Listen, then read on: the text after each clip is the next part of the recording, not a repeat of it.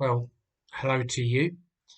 This is the next in our short readings and Bible reflections to accompany our Wednesday midweek communion service. This one being held on Wednesday, the 14th of October. I hope this finds you well. So, our reading from the Bible, Luke chapter 11, verses 42 to 46. Jesus said, "Woe to you, Pharisees, because you give God a tenth of your mint, rue, and all other kinds of garden herbs, but you neglect justice and the love of God. You should have practiced the latter without leaving the former undone.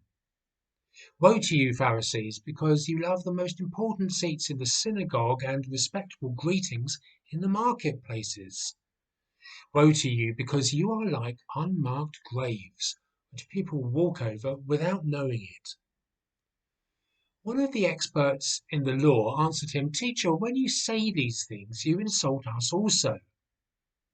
Jesus replied, "And you experts of the law, woe to you, because you load people down with burdens they can hardly carry, and you yourselves will not lift one finger to help them." So here's Jesus going off on one. Woe to you, woe to you, woe to you. Why and to whom? Well, his target is the Pharisees and the teachers of the law. To use modern parlance, Jesus is calling them out for what he sees as their false religiosity. You see, the Pharisees and the teachers of the law were the ultimate religious keeners within Judaism at that time. On the face of it, the Pharisees, this group of people who sought to be the ultimate keepers of Jewish law, were seen by Joe Public, to again use modern parlance, as showing people how their religious belief really should have been done. Same too for the teachers of the law, whose role it was to explain to people how the Old Testament part of the Bible should be lived out, so that the Jewish law could be kept. And it is interesting, Jesus does say, "You could keep the law." Now, you might have thought that Jesus, the Son of God, would have liked the Pharisees and the teachers of the law because they were telling and showing people how to live a religious, God-focused life. But Jesus is having none of that. Woe to you, he says, woe to you. You load people down with burdens that they can hardly carry, and you yourselves will not lift one finger to help. The Jewish law, you can eat this, but you can't do that. Or you have to give this, but you don't have to give that. There's a bit of an oversimplification, but Jesus is saying it's not your religious observance of completing religious rituals or dogma that counts. No, it's simple trust in God that counts. That's why elsewhere Jesus says things like, "Blessed are those who mourn, blessed are the hungry, blessed are those who trust in who Jesus is." Jesus is seeking to refocus what belief in God is about. It's not about the cold completion of certain rituals. Rather, as Jesus develops elsewhere, it is about enjoying relationship. It is about recognizing the relationship we can each have with God and simply trusting in that relationship. At one level, Christian belief is very simplistic. It's about accepting that we have a relationship with God, that God loves us. That's it. It's just that humans then try and make things more complex. We are more inclined to say something like, well, if God is God, then we need to show we believe in him by completing this ritual or that ritual. That's what the Pharisees sought to do. But Jesus says, no, don't make belief in God so complex that it becomes too difficult to actually be lived out. What Jesus seeks of us is to simply trust in who he is, the Son of God, to trust his story, which we can only do as we come to read his story and as we enjoy making that story part of our own story. I said that at one level, Christian belief is simple. It's to trust Jesus.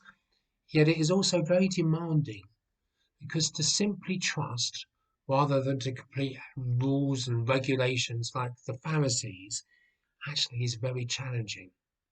To trust Jesus means that we have to give something of our emotional self to be able to do that.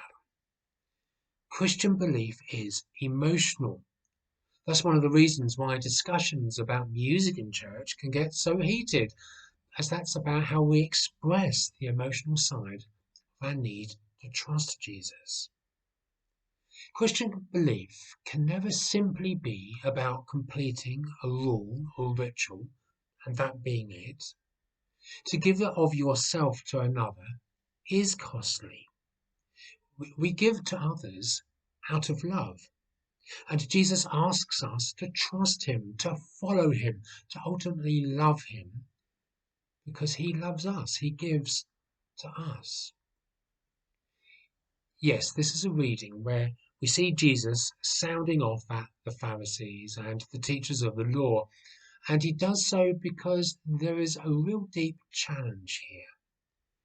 Do we view Christian belief as a way of simply completing religious rules in order to feel that we are okay with God?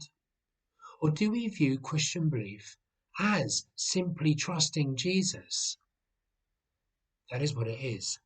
Trusting Jesus, who he is, and what he has done for us, and what he promises us.